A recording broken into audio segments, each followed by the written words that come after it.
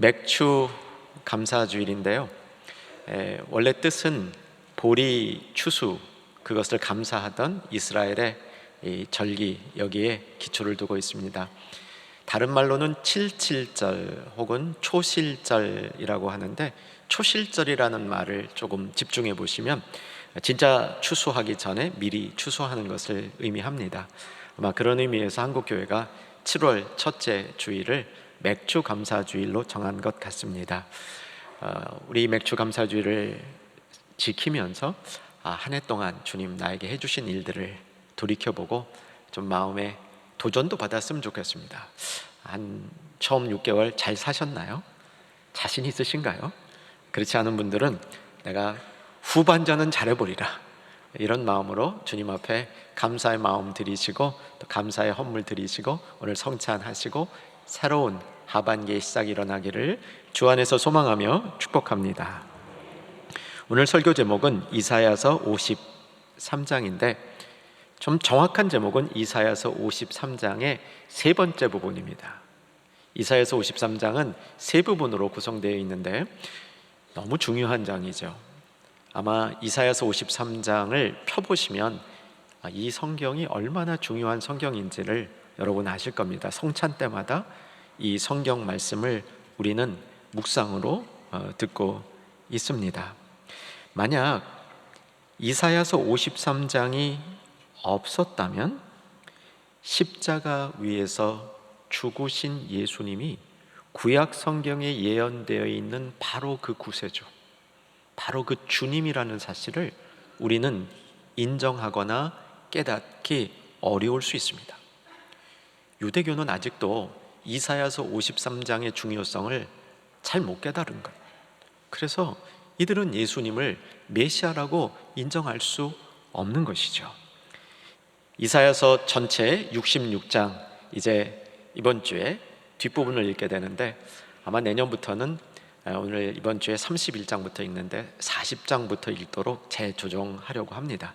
이사야서가 1장부터 39장까지가 한 덩어리고요, 그 다음 40장에서 66장까지가 한 덩어리입니다. 여러분 기억하시는 대로 첫 번째 부분은 39장 구약성경, 뒷부분은 27장 신약성경, 여러분 들어보셨죠? 또 한번 기억에 담아두시면 좋겠습니다. 특별히 40장부터 시작되는 66장까지는 복음입니다. 그래서 이사야서를 다섯 번째 복음서다. 또 지난주에는 이사야서가 가장 탁월한 선지서다, 이렇게 말씀을 드렸죠. 근거는 이사야서 안에 예수님에 대한 예언이 가장 풍부하기 때문입니다. 40장부터 66장까지는 엄청난 회복의 이야기입니다. 1장부터 39장까지가 심판의 이야기가 많은 중에 회복이 끼어 있다면 40장에서 66장까지는 회복과 신원의 이야기 가운데 경고가 들어있다, 이렇게 보시면 좋겠습니다. 꼭 기억해 두실 이사야서의 가장 중요한 이 정보입니다. 40장에서 66장까지를 이끄는 핵심 인물이 등장하는데 이 인물이 주의 종입니다. 종이라는 말이 등장하는 겁니다. 구약 성경에 유일하게 이곳에서 오실 메시아가 종이라고 선포하고 있는 것이죠. 보통 메시아는 임금이라고 표현을 하는데 이곳에서는 종이라고 표현을 하는 겁니다. 그리고 보통 종이 아니라 찔림받고 상함받고 징계받고 버려진 종이라고 얘기하는 겁니다. 그러니 유대인들이 이런 종을 메시아라고 이해하기에는 매우 힘든 부분이 있었던 것이죠. 근데 이 사실을 깨달은 사람들이 예수 믿는 사람이 되는 겁니다. 이 사실을 깨닫고 이 진리 위에 선 우리 믿음이 기독교가 되는 것이라는 사실이죠. 어째서 이사야서 53장은 종이라는 곳에 관심을 두고 있을까요? 오늘 한번 다시 본문을 봐주시면 53장 11절을 보시면 53장 11절 참고해 주시면 나의 의로운 종이라는 말이 나오죠. 11절부터 제가 앞부분 읽어드릴게요. 그가 자기 영혼에 수고한 것을 보고 만족하게 여길 것이라. 여러분, 자기가 수고한 것에 만족을 누리면 행복한 인생입니다. 내가 수고했는데 헛수고했구나, 나만 수고하고 있구나, 요즘 세상 말로 개고생했구나. 만족이 없는 수고는 보람이 없는 것이죠. 그런데 수고한 것에 만족한다면 그 수고가 아무리 힘든 것이라도 보상을 받고 있다 볼 수 있겠죠. 그 다음에 바로 나의 의로운 종이라는 표현이 납니다. 꼭 기억해 두셔야 됩니다. 그냥 종 하지 마시고 나의 의로운 종, 의로운까지 넣어두시면 좋겠습니다. 자, 나의 의로운 종, 그 부분 11절 끝부분 같이 읽겠습니다. 시작. 나의 의로운 종이 자기 지식으로 많은 사람을 의롭게 하며 또 그들의 죄악을 친히 담당하리로다. 아멘. 이 나의 의로운 종이 이 죄악을 친히 담당했습니다. 다른 사람을 위해서 찔렸죠. 우리가 오늘 같이 보지 않지만 이사야서 53장 앞부분에는 성찬 때 묵상하는 것처럼 그가 찔림은, 그가 상함은, 그가 징계받음은 마치 도수장에 끌려가는 양이 아무런 저항을 하지 않는 것 같이, 그가 범죄자가 되었는데도 재판 한 번 제대로 못 받는 무능한 그런 인물처럼 된 이유, 이 이유가 뭐라고 얘기하냐면 그가 찔림은 우리를 찌르기 위함이랍니다. 여러분, 예수님이 상함은 우리가 변화되기 위함이라는 겁니다. 이 사실을 깨달은 사람들이 기독교인입니다. 이 사실을 깨닫는 사람이 믿음의 사람들입니다. 그리고 이 일이 가능하게 하도록 한 사람이 여호와의 의로운 종이라는 사실입니다. 사람이, 우리가 예수님을 찔렀는데 그 예수님을 찌른 그 자가 나라는 사실을 깨닫고 그것이 오히려 나에게 찔림이 되는 것이 우리 신앙의 기본인데, 사랑하는 여러분, 잠시만 돌아보십시오. 요즘 잘 찔리십니까? 세상에서도 찔리는 일이 많아서요, 세상에서 찔리는 일 가지고 좀 부담 갖고 살기도 그런데 뭐 내가 꼭 예수님한테까지 찔릴 게 뭐가 있습니까? 살아있는 영성은, 민감한 신앙은 잘 찔리는 신앙인 줄로 믿으시기 바랍니다. 여러분, 내가 찔림이 없는 신앙생활을 하고 있다면 돌아봐야 돼요. 저도 저 자신을 돌아보면서 몇 주 전에 좀 교만했던 것 같아요. 여러분, 제가 교만할 때 어떤 모습인지 알고 싶지 않으세요? 한 몇 달 전쯤에 계속해서 외부에서 이런 얘기를 많이 들었어요. 충영교회 많이 좋아졌다고. 많이 좋아졌다는 얘기를 자꾸 듣다 보니까 제 마음속에 어떤 생각이 드냐면 내가 수고한 게 꽤 있지 라는 생각이 든 거예요. 뭐 일 열심히 한 거는 뭐 별로 없다 하더라도 그래도 많이 참고 살았지, 이런 얘기도 들었고 이런 마음도 들고요. 뭔가 내가 한 것이 있다는 생각이 드는데 딱 하나님이요, 그런 생각 세 번째 들을 때 찔림을 주시더라고요. 그래가지고 하나님이 찔림 주신다, 얼른 사과해야죠. 얼른 제자리로 돌아가야죠. 여러분, 사람의 찔릴 때 특징이 뭔지 아십니까? 사람이 찔리면 부드러워집니다. 여러분, 잘못했다고 찔리면 부드러워지지 않습니까? 하긴 완악한 사람들은 잘못했다는 생각이 들 때 오히려 더 뻣뻣해지긴 하더라고요. 자, 제가 여러분에게 관찰한 것 하나 말씀드릴게요. 사람이 잘 찔리는 사람이, 특별히 영적으로 잘 찔림을 받는 사람은 어둡겠습니까? 밝겠습니까? 밝아요. 여러분, 밝은 사람 보면요, 잘 찔리는 사람이야. 잘 찔리는 사람 보면요, 막 기뻐하다가도 아이고 내가 잘못했지, 그래 주님의 마음은 이런 거 아니지 라고 바로바로 깨달아요. 그리고 그 다음에 그로 인해서 또 밝아져요. 그래서 밝아져서 자기 할 일도 열심히 잘해요. 여러분, 잘 안 찔리는 사람이 계속 어둡습니다. 그냥 버티니까, 안 찔리려고, 내 마음 눌리지 않으려고. 사랑하는 여러분, 주님이 찔러주실 때 잘 찔리는 성도 되시기를 주의 이름으로 축원합니다. 나의 의로운 종이 누구인가? 우리는 그 답을 알고 있습니다. 누구시죠? 예수님이에요. 여러분, 나의 의로운 종이라는 말이 이사야서에 튀어나와서 이사야서 후반부에 하나님이 모든 것을 회복하시는 그 회복 계획의 중심이 있는 인물이 나의 의로운 종인데, 여호와의 의로운 종인데, 이 인물이 이사야 당대에는 누구인지 알지 못했지만 그저 앞으로 오실 메시아라는 생각밖에 못했지만, 이것이 예수님이 십자가에 달리셔서 죽으시고 부활하실 때 찔림이, 상함이, 징계가 무능하게 자기를 내어준 것이 하나님의 계획 가운데 모든 사람을 구속하는 구원 계획의 이루심이라는 사실을 명백하게 우리는 알게 된 겁니다. 아멘이십니까? 여러분, 이 사실을 알았다면 이사야에게 감사하십시오. 이사야 선지자가 53장에 이 예수님의 고난에 관한 내용을 생생하게 기록해 놓았기 때문에 우리가 예수님의 죽으심을 보고, 예수님의 십자가 고난을 보고, 이것이 인간이 비참하게 연약하게 큰 힘에 당하는 것이 아니라 모든 세력을 이기시는 하나님의 역사였다는 사실을 깨닫게 되는 놀라운 증거라는 사실을 우리는 배우게 됩니다.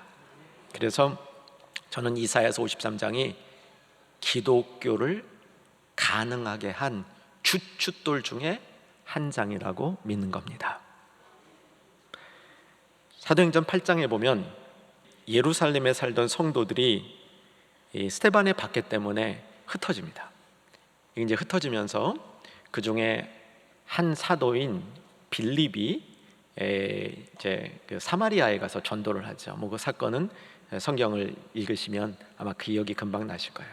사마리아 전도가 끝났을 때 어떤 일이 벌어지냐면 성령께서 빌립을 남쪽 사막 지역으로 이동시켜요. 왜냐하면 예루살렘에 왔다가 자기 집으로 돌아가는 하나님이 택한 사람이 있었는데 그와 만나게 하기 위함이었습니다. 이 사람이 누군지 아시죠? 에디오피아 네시. 네시는 상감마마 하는 사람이 아닙니다. 여기서 네시는 왕의 모든 국고를 관장하는 뭐 총리 대신 비서실장 뭐 이런 고관이었다고 보면 좋아요. 근데 흥미롭게도 이 네시가 에디오피아 사람이라고 되어 있는데 예루살렘에 예배하러 왔다라고 되어 있습니다. 무슨 연결점이 있죠? 유대인은 아니었는데 유대교를 믿게 됐다는 거예요. 여호와를 믿게 됐다는 겁니다. 개종한 사람이란 뜻이에요.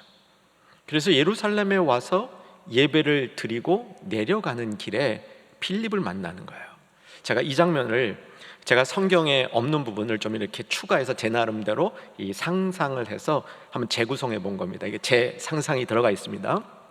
저는 이 네시가 예루살렘에서 예배 드리면서 예전과는 다른 느낌을 받았던 것 같아요. 왜냐하면 그 당시에 예루살렘에 박해가 있었거든요. 수많은 예수 믿는 사람들이 박해를 받으면 흩어진 거예요. 여러분, 그 흩어질 때 모습이 초라했겠습니까? 나름 기품이 있었겠습니까? 저는 후자라고 믿어요. 그저 박해하니까 줄랭랑 치듯이 도망가는 게 아니었다고 생각이 됩니다. 저는 믿는 사람들이 박해에서 흩어질 때 그 흩어짐도 하나님 주시는 나름 멋짐이 있었다고 저는 믿습니다.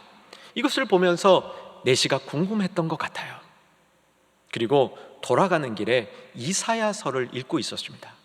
오늘 본문 나오는 53장 10절 바로 위에 있는 두 절을 읽고 있었어요. 찾아보지 않으셔도 돼요. 제 말을 들으시는 게 더 나을 것 같아요. 자, 여기서 제가 갖고 있는 그 상상력은 이 네시가 이사야서 53장을 우연히 펴서 읽었을까요? 그냥 폈는데 이사야서 53장이 펴진 걸까요?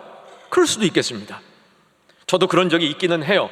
어느 날 성경을 딱 폈는데 거기에서 제 인생을 바꾼 구절을 만날 적도 있습니다. 여러분, 그러니까 성경을 덮지 마시고 피시는 게 낫습니다. 아무데라도. 통독하시는 분은 더 좋지요. 이 절차를 따라 읽어가니까.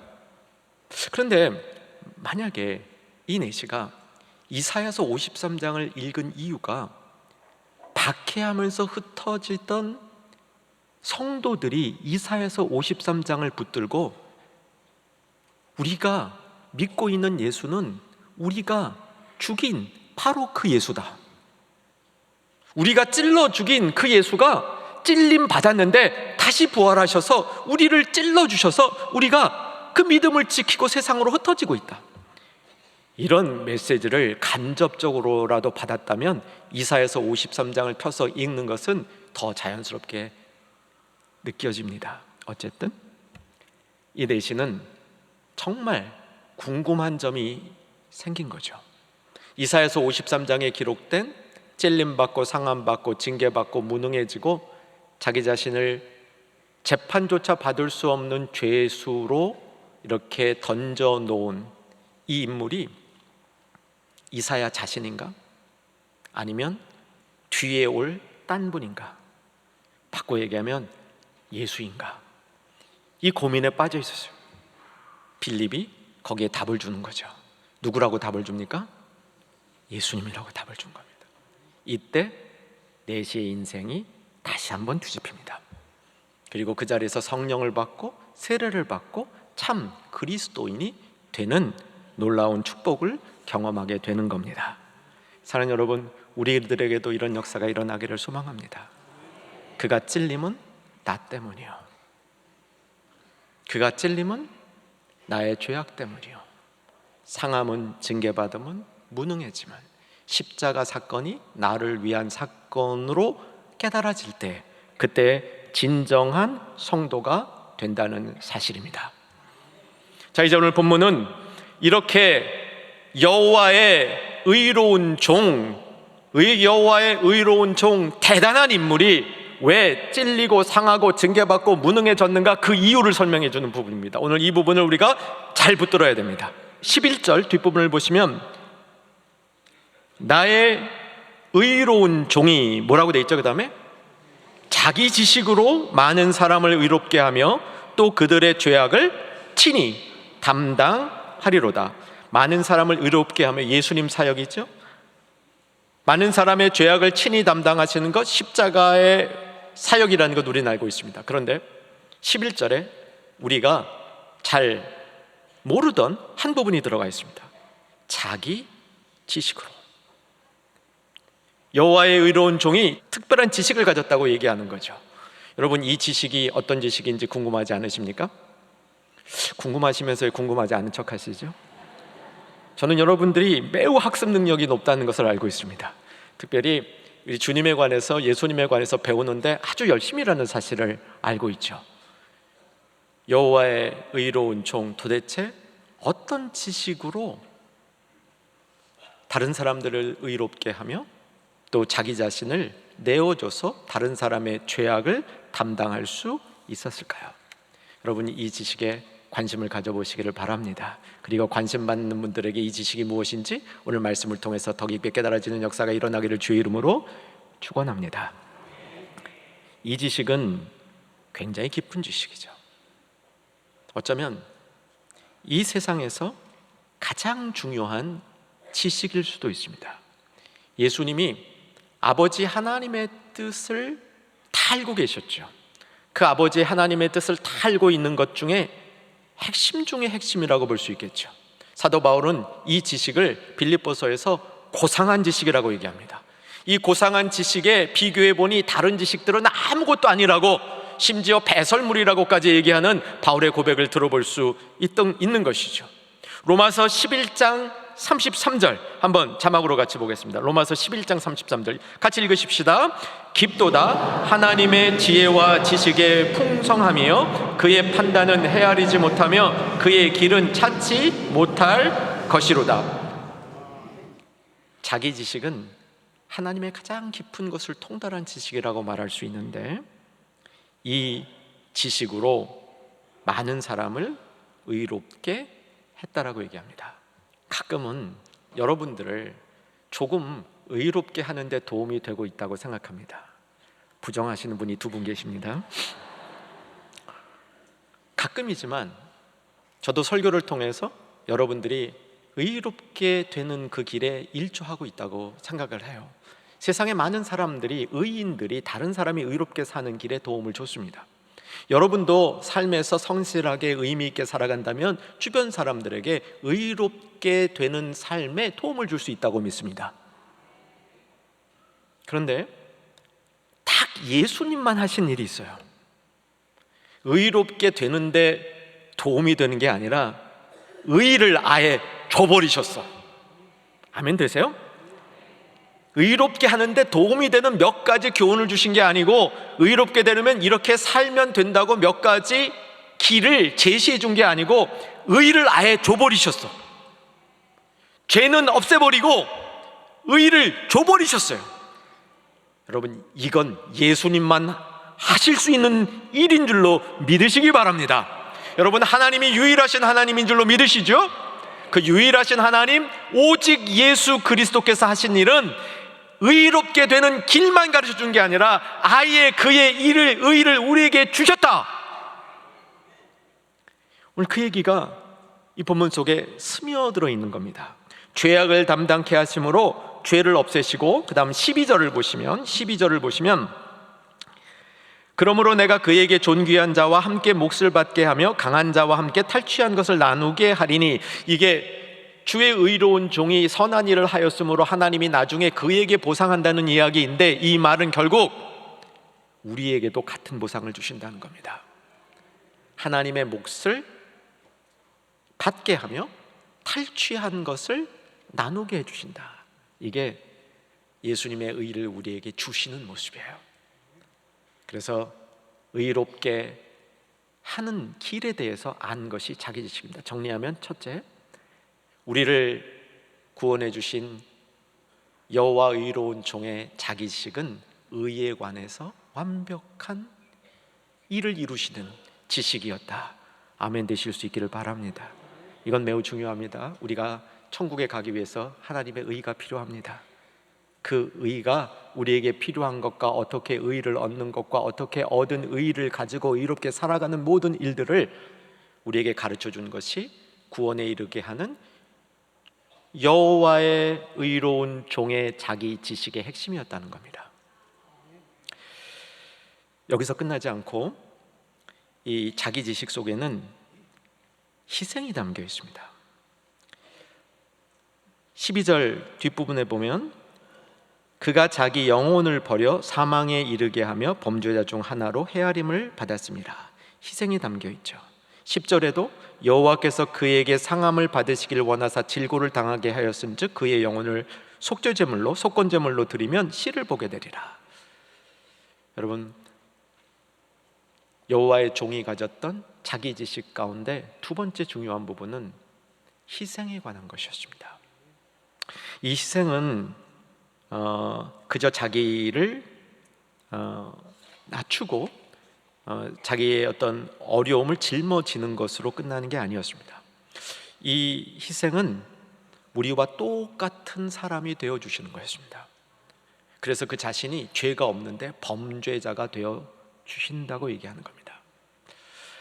한국 드라마에 보면요, 자주 나오는 이 테마가 재벌 혹은 유력한 사람이 어릴 때 애를 잃어버린 애가 굉장히 힘들게 자라. 그러다가 나중에 커서 그 아버지를 만나. 너무 기뻐가지고 이제 이 잃어버린 자녀를 다시 자기 집으로 데리고 와서 잘해주는 거죠. 잘해주는 가운데 갈등을 겪고, 왜냐하면 이 자녀는 어려운 환경 속에서 하지만 나름 자유롭게 살았기 때문에. 여러분, 그런 이야기 종종 나오죠? 또 드라마 안 보시는 것처럼. 근데 이게 여러분 성경 이야기예요. 우리가 하나님의 자녀인데 하나님의 자녀인 줄 모르고 세상에서 자기 마음대로 살다가 진짜 아버지를 만나서 자기가 누군지 깨닫게 된 거야. 그 얘기잖아요. 근데 이 드라마에 안 나오는 게 있어요. 뭐가 안 나오냐면, 그런 잃어버린 자녀를 데려다 좋은 곳에 데리고 와서 누리며 살게 해주려는 일만 하지, 이 권력자인 부자인 아빠가 내가 20년 동안 너 힘들게 살았으니 너 있는 곳에 가서 내가 20년 동안 살리라, 이런 얘기는 안 나와요. 그죠? 근데 오늘 성경에 그 얘기가 나오는 거야. 죄인인 우리를 완전히 받아주시기 위해서 우리를 죄 없다 하면 끝낼 수 있는데, 너 이제부터 죄인 아니야 그러면 끝낼 수 있는데, 죄인이 되어서 우리가 사는 곳으로 와서 우리와 같이 거주하면서 죄인으로 사시는 하나님, 이게 나의 여호와의 의로운 종이 한 희생의 모습이라는 겁니다. 왜 그럴까요? 완전히 일치되기 위해서요. 완전히 우리와 하나 되기 위해서 그런 겁니다. 그래서 우리를 변화시키고 우리를 새롭게 하셔서 10절에 나와 있는 대로 이렇게 상함받은 이유가, 대속의 제물로 드려진 이유가 우리를 그의 기뻐하시는 씨로, 자손으로 만들기 위해서, 자녀로 만들기 위해서 그렇게 해주셨다는 겁니다. 진정한 자녀가 되는 길로 자녀를 데려다가 나 있는 곳에 갖다 놓기 이전에 그가 먼저 오셔서 나 있는 곳에서 함께 살아주심으로 우리를 자녀 삼아 주셨다, 이 이야기를 펼치는 겁니다. 사랑하는 여러분, 이 놀라운 감격의 이야기가 오늘 성찬을 통해서 우리 안에 다시 한번 잘 새겨질 수 있기를 소망합니다. 여호와의 종이 자기 지식으로 우리를 구원하기 위해서 하신 일들을 통해서 우리가 찔림받고 변화되는 놀라운 역사가 일어나기를 주의 이름으로 축원합니다.